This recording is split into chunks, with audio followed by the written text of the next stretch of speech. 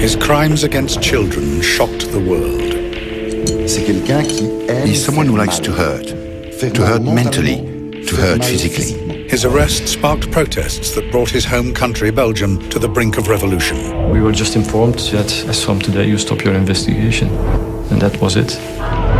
His dark past fuels conspiracy theories to this day.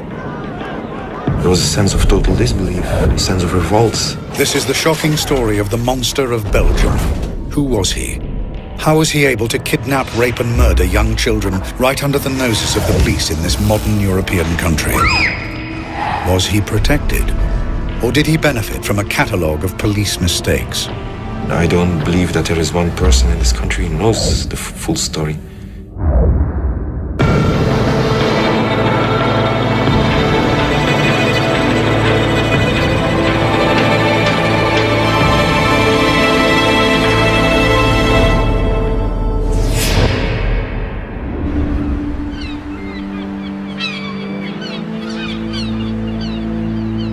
In August 1995, 17-year-old Anne Marchal and her 19-year-old friend Jefje Lambrechts go on a camping holiday with a group of friends to Blankenberge on Belgium's North Sea coast, despite the reservations of Anne's father, Paul. This was her first time on holiday without any parents.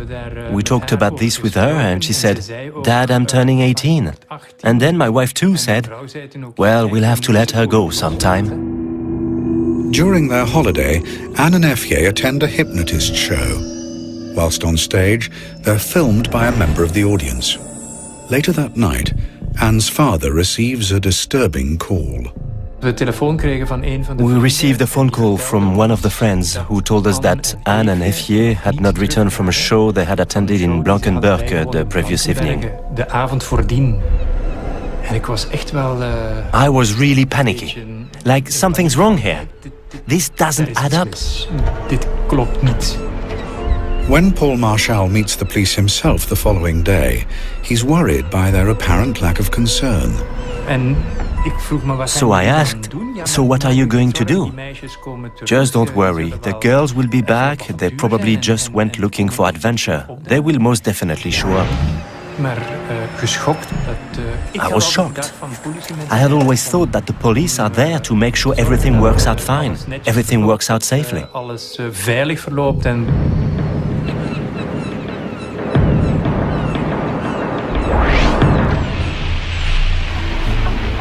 Paul Marchal returns home and begins his own campaign to find his daughter. No posters or searches were made, so we were going to do it ourselves. He is not the only parent searching for a missing child that summer in Belgium.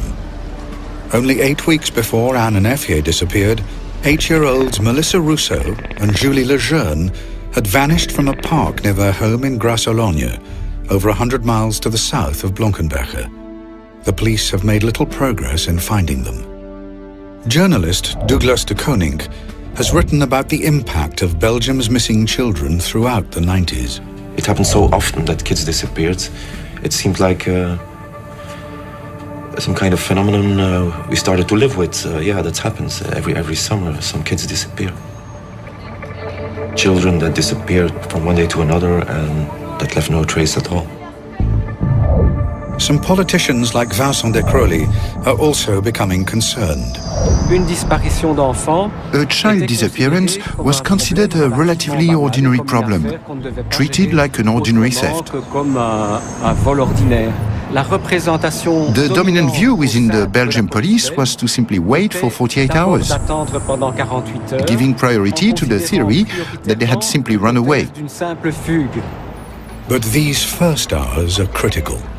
Studies show that 91% of abducted children are murdered within 24 hours. In Belgium, usually during the first hours, the police told the parents, "Thank you, we have written it down, but please come back to see us in a few hours or days." 6 months pass and the girls are not found. The police appear to have no leads and no idea whether they're dead or alive. The frantic parents continue their campaigns, but slowly, hope begins to fade. Only in late February of the next year, only then did I start considering it was possible that we were now searching for dead girls. With 4 girls disappearing without trace, are other children in danger? Some are being watched and stalked. Soon, more young girls will disappear.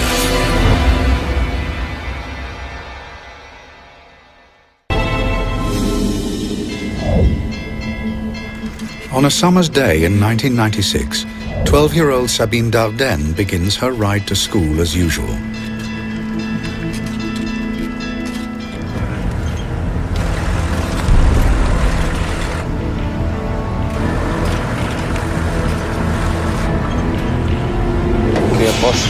Mets-toi tout près, colle.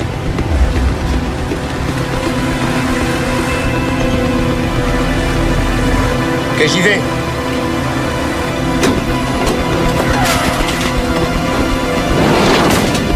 Bouge pas! Vite!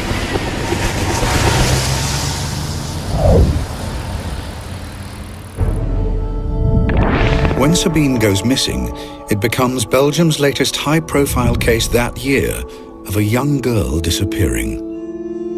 In response to growing concern, the authorities establish a missing persons unit to coordinate all the separate investigations. Among the investigators is Albert Priem. We had no clue whatsoever about any known offender. We investigated as many leads as we could, but it really was all negative. We couldn't have believed that one and the same person could be guilty of all these disappearances. That was completely unthinkable, at least at the time.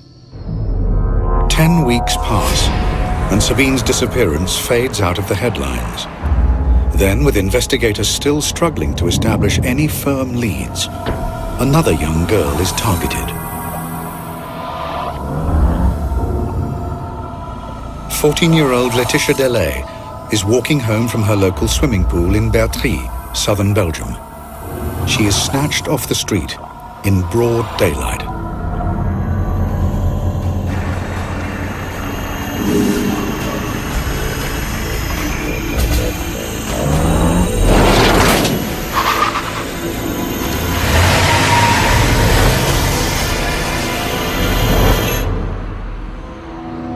With 6 girls missing, there is strong public pressure to get results.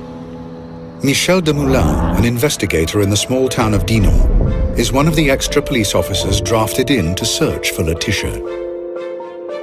Well, on the 9th of August 1996, the day Laetitia went missing, I was called upon to participate like other investigators in searches regarding this disappearance, since the investigation so far had yielded loads of data that had to be verified.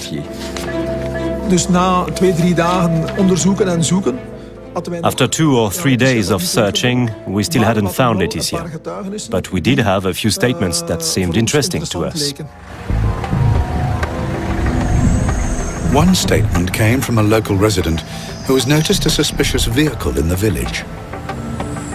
We were able to work out some parts of the registration number of the van, a white van, also a good description of the van.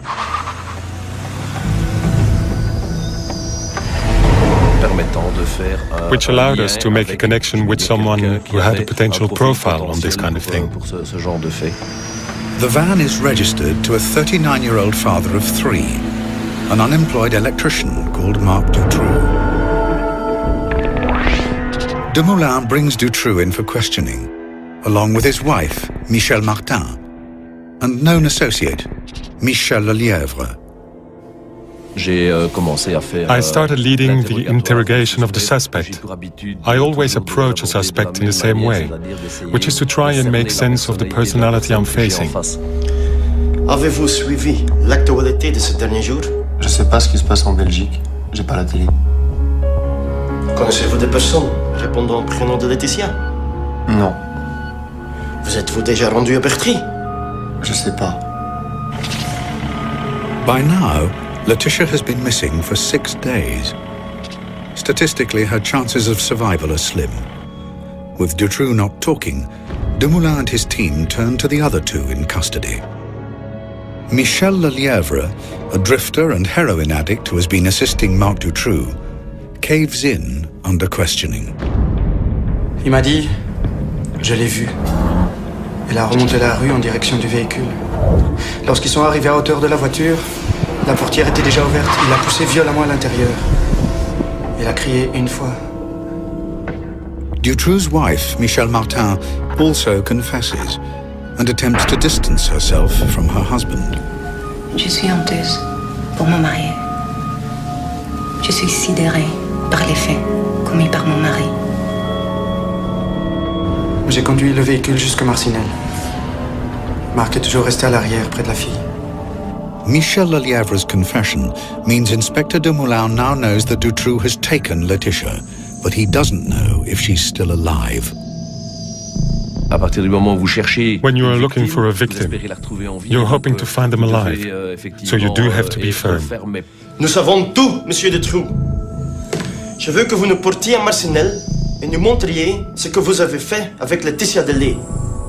But he isn't prepared for what happens next. Tu sais quoi? Je peux te donner 2 filles.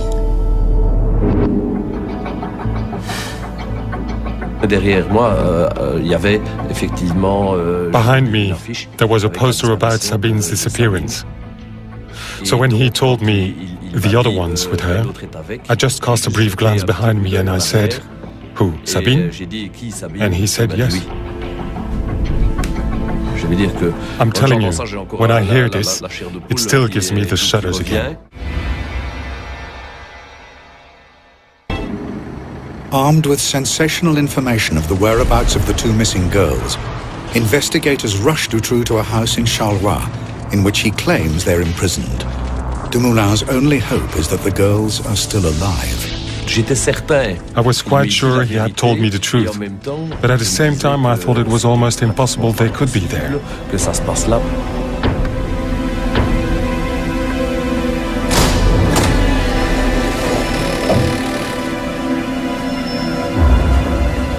In a tiny, filthy dungeon hidden underneath the house, Dumoulin finds Laetitia Delay abducted 6 days earlier.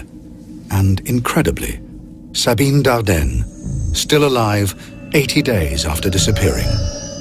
Both girls are exhausted and terrified. When you discover this kind of thing, you go through all kinds of emotions. You're happy, you're angry, you think it's impossible, you feel revolted. These are visions that linger with you for months afterwards.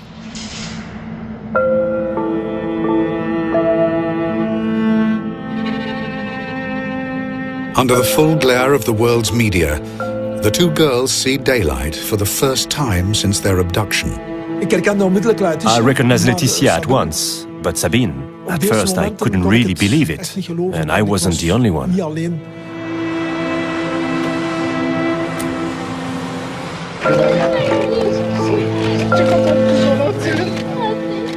The world witnesses heartbreaking scenes of parents reunited with the daughters they feared dead. The kid couldn't stop crying. Dutroux had deceived her into believing that her family didn't care about her anymore, that she had been completely forgotten by her family, that she didn't exist anymore in their eyes. The way these kids looked, it really gave you the chills, even as a policeman. Finding the girls gives Belgium and some desperate parents hope. I was happy for Sabine and for Laetitia and for their parents, their families, for their friends. And at the same time I thought, you see, we still have hope too. But after further questioning, Dutroux leads the police to other missing girls over the following 2 days. The proceeds of crime and benefit fraud allowed Dutroux to acquire 7 houses, which offered makeshift dump sites for the young girls he abducted. Julie Lejeune and Melissa Rousseau, 2 8-year-old girls who disappeared together in June 1995, are found buried in the back garden of one of his houses. They starved to death when he had been in prison for car theft. When the bodies of Julie and Melissa were discovered, a terrible collective emotional shock went through the country. Dutroux had left his wife, Michel Martin, to feed Julie and Melissa, but she claimed she was too afraid to go into the dungeon where they were held. Child psychologist Jean-Yves Ayet spoke out about the case. He felt that Dutroux's wife's personality may have played a part in her husband's horrific crimes. I think Michel Martin was a passive and masochistic woman, and I think she was very afraid of him. To me, she's responsible as well, for not having talked, for not having turned him in. Well, she could even have done it anonymously, if she was so afraid. But she didn't. 17 days after his first confession, Dutroux leads police to a property in the town of Jumet, where investigators discover the bodies of Anne Marchal and Effier Lambrex, who had disappeared while on holiday more than a year earlier. The girls had been drugged and buried alive. For Paul Marchal, the search for his daughter is over. It was, of course, very painful. It's hard to accept at that moment.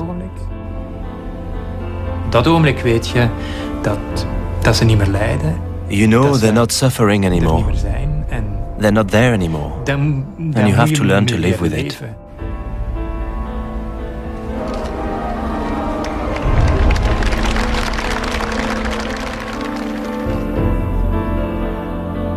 All 6 missing girls have now been found.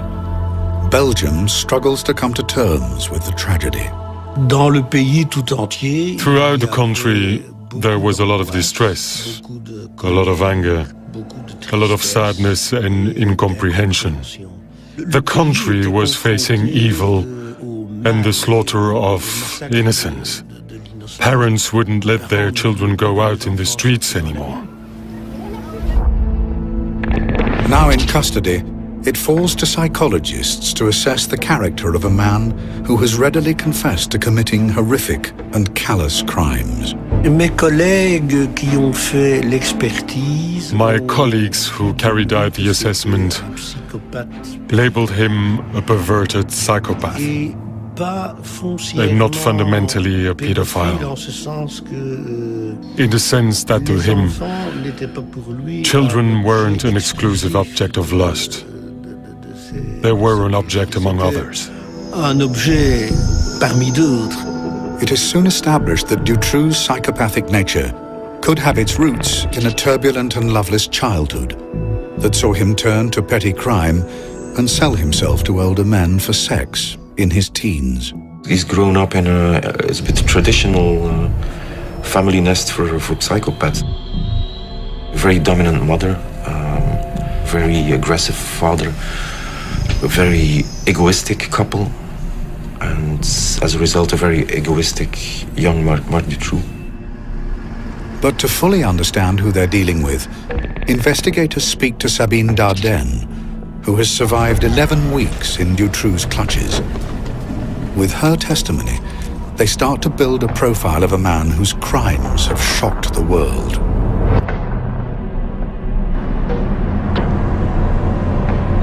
After being snatched on her way to school, Sabine was driven to a house in Marcinelle, a suburb of Charleroi, a city in Belgium's decaying industrial heartland.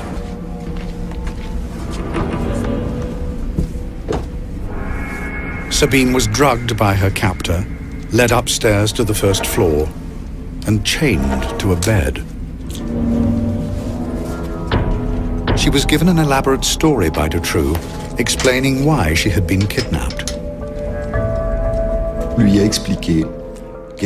explained to her that she had been kidnapped in exchange for a ransom, but that her parents had refused to pay the ransom, and so the people who had ordered the kidnapping had given him the order to execute her. And since he himself was very nice, he had decided to protect her. On dirait qu'ils t'ont abandonné. Tu peux t'estimer heureuse d'être avec moi. Tu peux même dire que je t'ai sauvée. In exchange for this protection, She should grant him some favors, and everyone understands what that meant.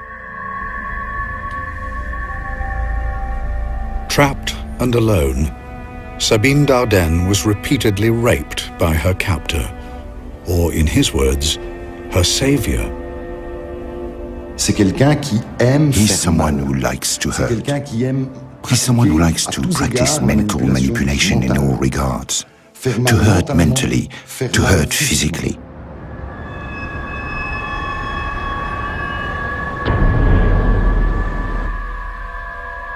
As the weeks passed, Sabine was confined to a specially constructed dungeon, 3 feet wide and 9 feet long.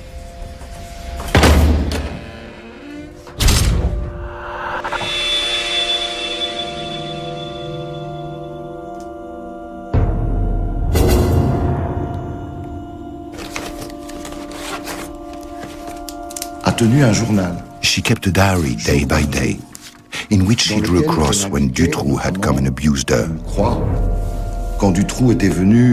One cross meant it hurt. 2 crosses meant it hurt badly.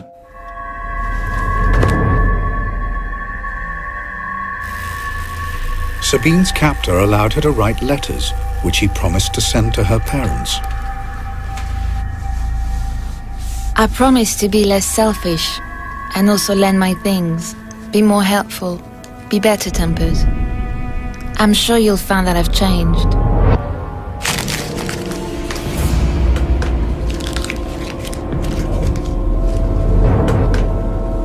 But the letters were never sent. I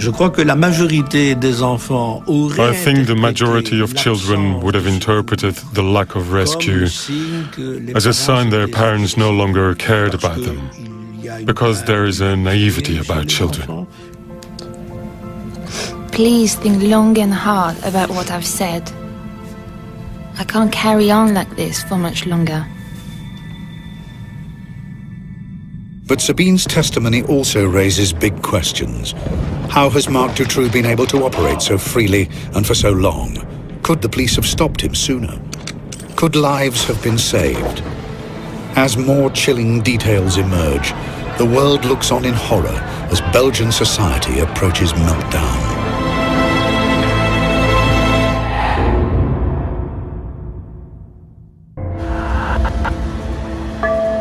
In August 1996, 12-year-old Sabine Dardenne and 14-year-old Laetitia Delay were rescued from a cellar beneath a dilapidated house in southern Belgium.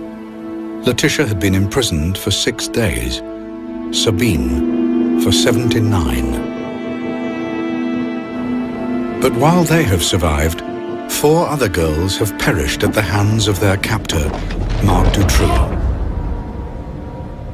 Over the next few months, a series of devastating revelations emerge about Dutroux's past and his relationship to the country's authorities. Belgians realize in horror that the police could have arrested him long ago, potentially saving the lives of 4 young girls. The name of Marc Dutroux was in the file less than 2 weeks after the disappearance of Julie and Melissa. So the police had all the information they could only dream of.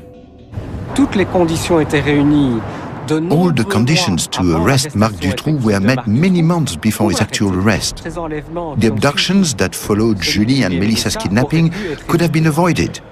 We are absolutely positive that Dutroux could have been arrested. Information comes to light.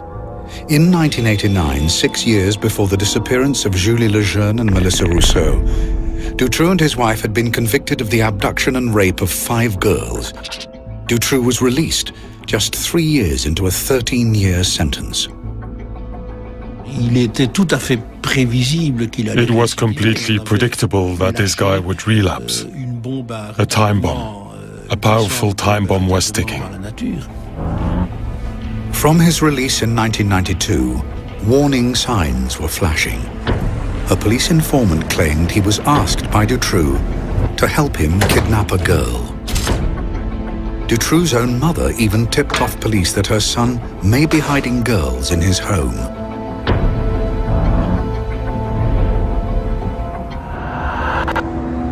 Eventually, In August 1995, the police put him under surveillance, an operation codenamed Othello.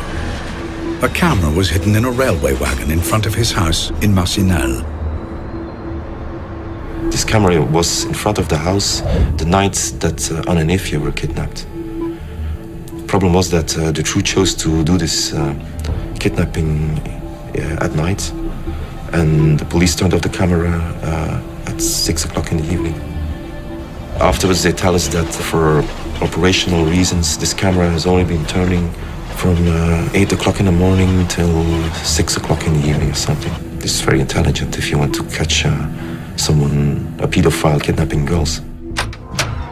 The officer in charge of Operation Othello, René Michaud, visited the house in December 1995. Dutroux had recently been questioned about stolen cars, and investigators used this as an opportune moment to search his house. Also present was a locksmith, Alain Lejeune, who was accompanying the police in their search. Qu'est-ce qu'on entend? Il y a des enfants ici? Suddenly, children's voices are heard. You heard these voices and this discussion starts. Did you hear that? Non, ce sont des enfants dehors. Ouais, ils jouent dehors. Ah non, ce bruit vient de l'intérieur. Écoutez, c'est clair. Silence. Non, et puis c'est qui le policier ici? Allez, on y va. The locksmith said, I heard voices and it was absolutely clear that they came from there, from 2 meters from where we were standing. The voices are Melissa Rousseau and Julie Lejeune. 3 months later, they were dead. Do not forget that this Julie and Melissa disappearance was the top story in Belgium. That was the top priority of police. At least that's what they told us. Michaud found video cassettes during his search.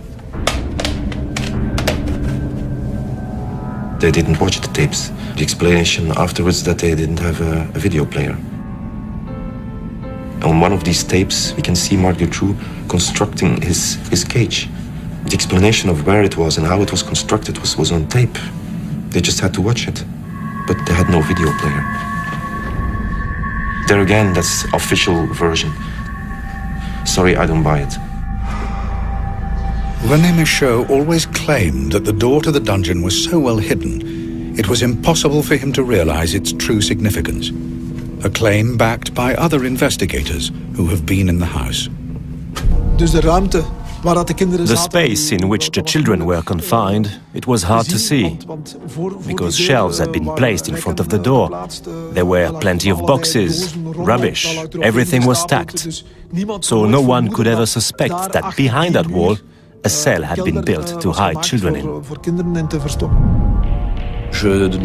I cannot conceive of any investigator who wouldn't go all out while looking for a missing girl. Michaud, who died in January 2009, stated that his failure to find the girls haunted him. Others are skeptical. To accept the word incompetence, sorry, there's a limit to what you can consider as being incompetence. Toute la Belgique recherche ses enfants. The whole of Belgium was searching for the kids. And the gendarmerie knows Dutroux, with his past as a child abuser. They know he's building suspect hiding places in some of his houses. And yet, for some totally incomprehensible reason, Marc Dutroux wasn't arrested.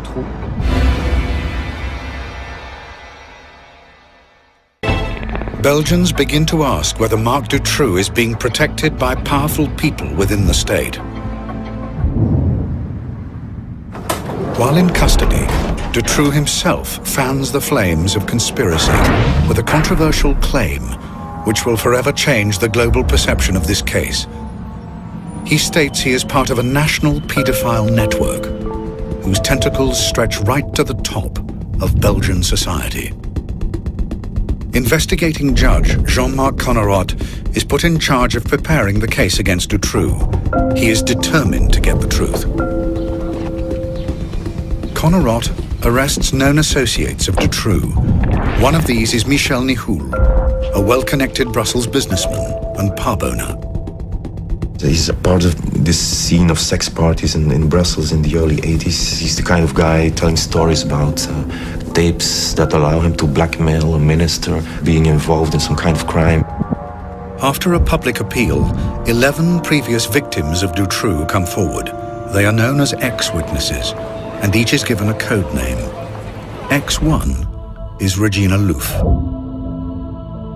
I saw him on TV and all these people yelling at him, and it was a very strange experience for me.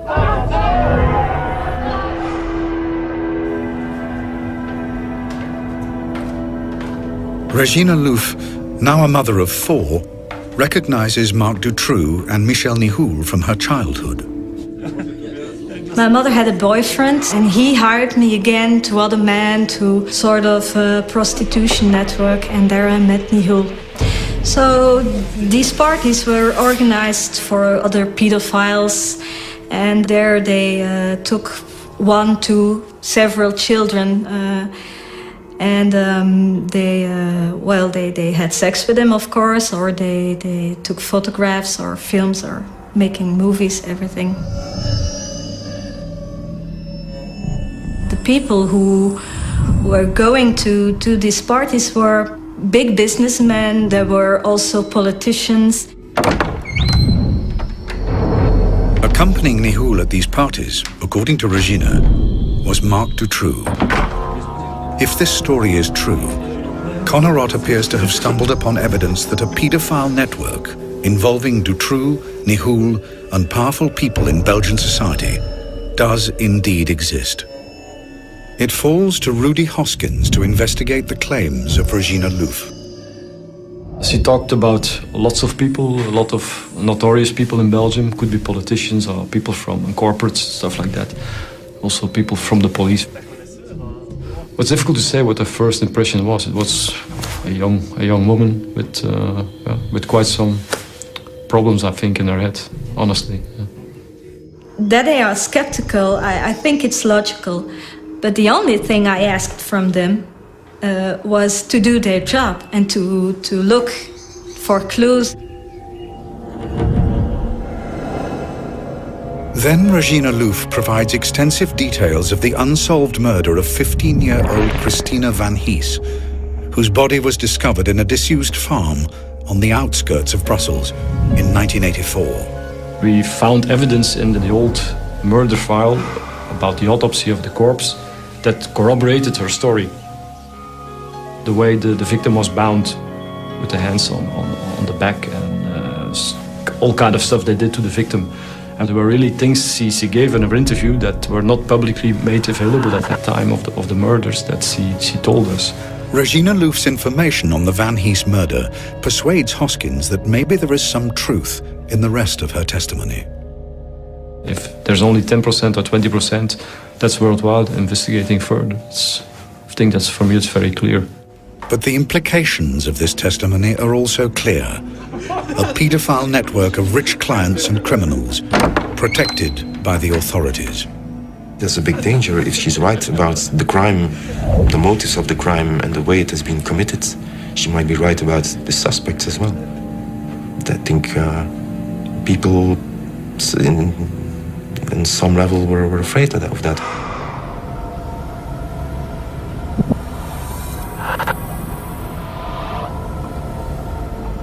However, Judge Connerot's investigation into Regina Louf's claim of the existence of a powerful paedophile network is suddenly brought to a halt. In October 1996, he is sacked. His attendance at a dinner thrown by the families of Dutroux's victims is deemed a conflict of interest by his superiors in the Ministry of Justice.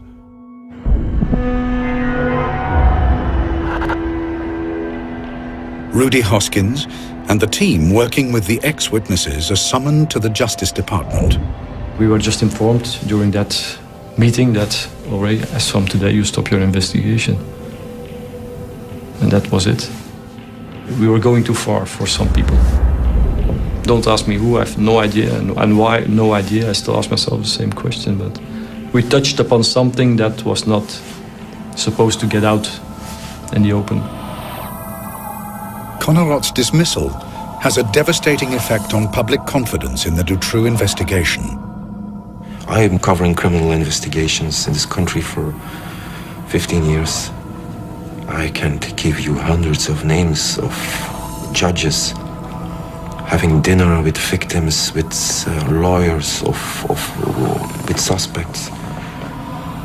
This happens all the time. I always believed in Connerot. This stank and still stinks, in my opinion.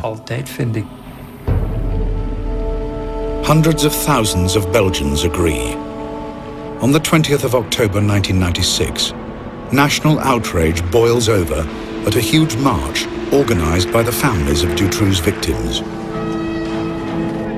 There was a sense of total disbelief, a sense of revolt, a sense of this can't go any further like this. 300,000 people march through Brussels. Workers across the country go on strike, and firemen turn their hoses on government buildings to symbolically cleanse official corruption. Belgium stands on the brink of revolution.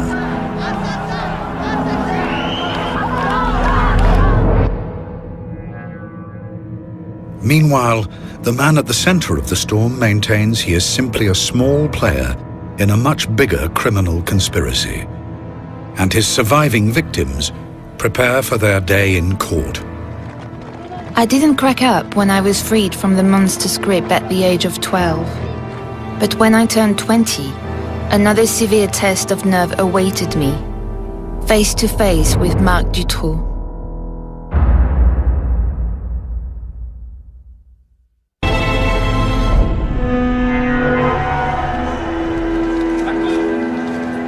In 2004, Sabine Dardenne and Laetitia Delay attend the trial of the man who held them captive in his dungeon. In the dock with Marc Dutroux are his ex-wife Michel Martin and alleged associates Michel Nihoul and Michel Lelièvre. It has taken 8 years to bring Dutroux to trial. Officially, this is because the authorities have had to spend years investigating hundreds of leads into paedophile networks, which the police are convinced don't exist. One thinks the trial will take place in 98-99. Some dreamers said 2000. No, well, 2004. Because of all the dead ends the investigation was led into, this whole series of way-out leads. Sabine Dardenne was held captive for 79 days in Dutroux's dungeon in 1996. 8 years later, she gets the chance to confront him at last. Dutroux is a pervert. Dutroux is a predator. Dutroux is a monster. She wanted to face him. She wanted to ask him, why on earth didn't you kill me? A question Dutroux didn't deign to answer.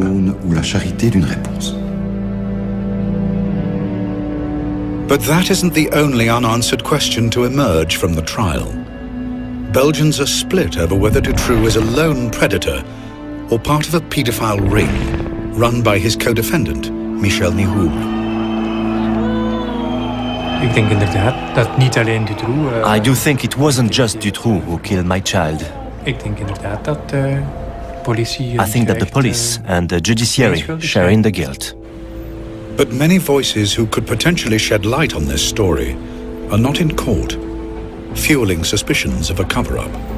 There are a lot of people who died in the entourage of Dutroux very quick after he was arrested. José Stepper is a police informer who claims he has explosive information on Dutroux.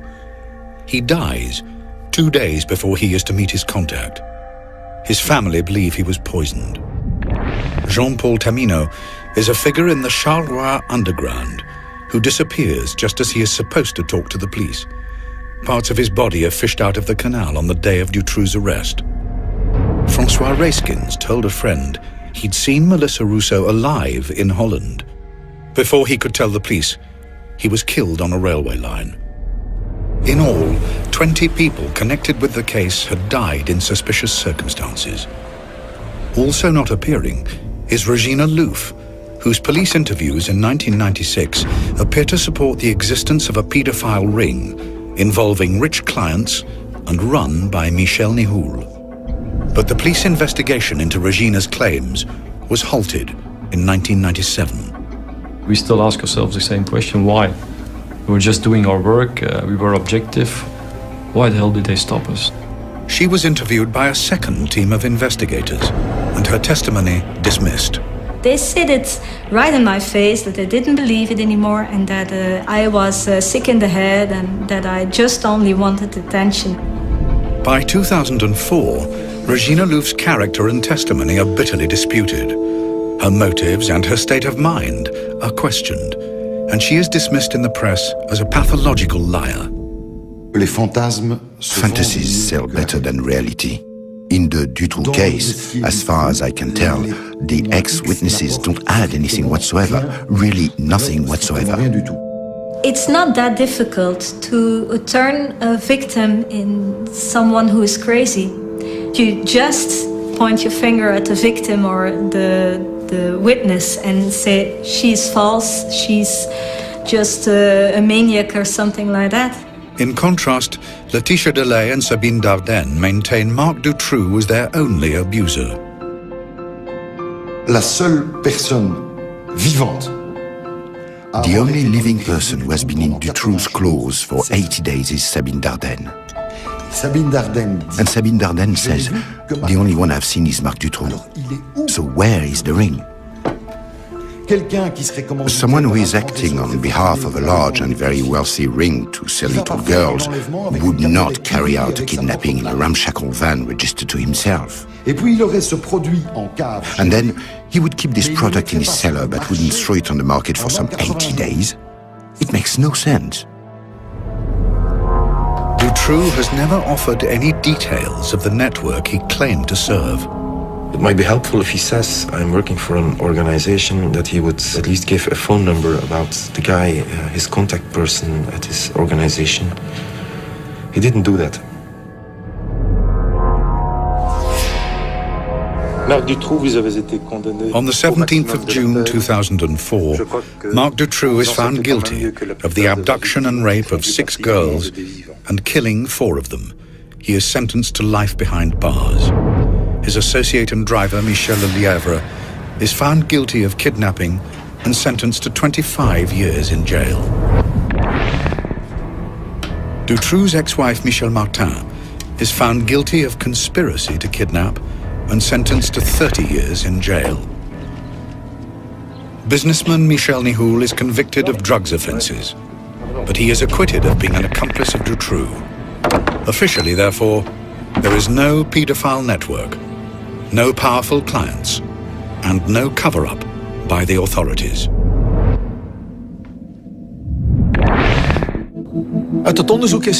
The investigation revealed that Marc Dutroux acted alone. We haven't found a single element, neither in the investigation nor afterwards, indicating the existence of a ring, past or present, in our country. But not everyone is satisfied. I think we're never going to get the true story.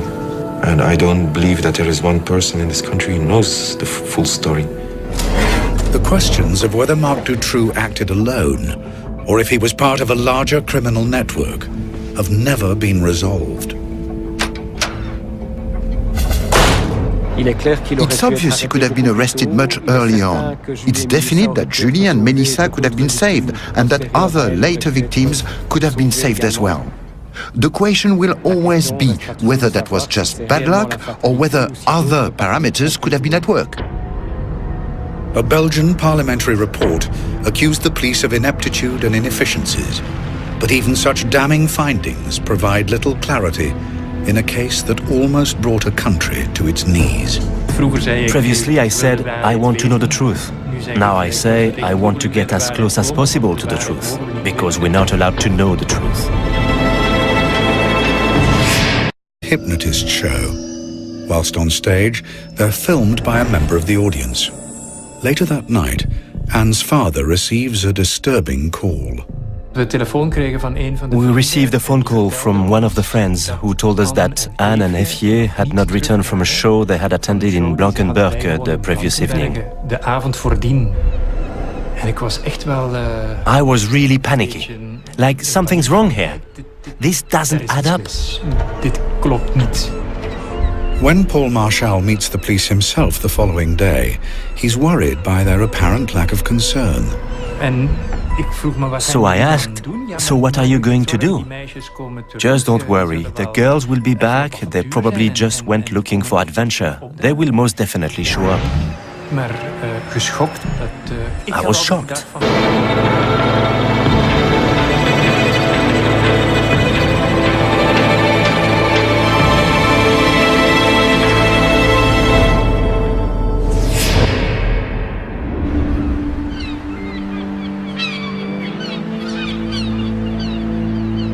In August 1995, 17-year-old Anne Marchal and her 19-year-old friend Jefje Lambrechts go on a camping holiday with a group of friends to Blankenberge on Belgium's North Sea coast, despite the reservations of Anne's father, Paul. This was her first time on holiday without any parents. We talked about this with her and she said, "Dad, I'm turning 18. And then my wife too said, "Well, we'll have to let her go sometime." During their holiday, Anne and Jefje attend a... His crimes against children shocked the world. He's someone who likes to hurt mentally, to hurt physically. His arrest sparked protests that brought his home country, Belgium, to the brink of revolution. We were just informed that as from today you stop your investigation. And that was it. His dark past fuels conspiracy theories to this day. There was a sense of total disbelief, a sense of revolt. This is the shocking story of the Monster of Belgium. Who was he? How was he able to kidnap, rape and murder young children right under the noses of the police in this modern European country? Was he protected? Or did he benefit from a catalogue of police mistakes? I don't believe that there is one person in this country who knows the full story. I had always thought that the police are there to make sure everything works out fine, everything works out safely.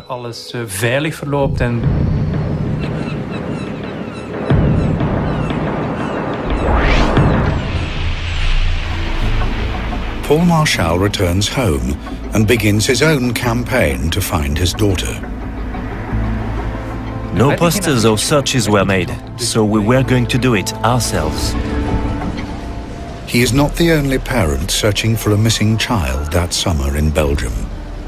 Only 8 weeks before Anne and Jefje disappeared, 8-year-olds Melissa Rousseau and Julie Lejeune had vanished from a park near their home in Grasse-Ologne, over 100 miles to the south of Blankenberge. The police have made little progress in finding them. Journalist Douglas de Koning has written about the impact of Belgium's missing children throughout the 90s. It happened so often that kids disappeared. It seemed like some kind of phenomenon we started to live with. Yeah, that happens every summer. Some kids disappear. Children that disappeared from one day to another and that left no trace at all. Some politicians like Vincent de Crowley are also becoming concerned. A child disappearance was considered a relatively ordinary problem, treated like an ordinary theft. The dominant view within the Belgian police was to simply wait for 48 hours, giving priority to the theory that they had simply run away. But these first hours are critical.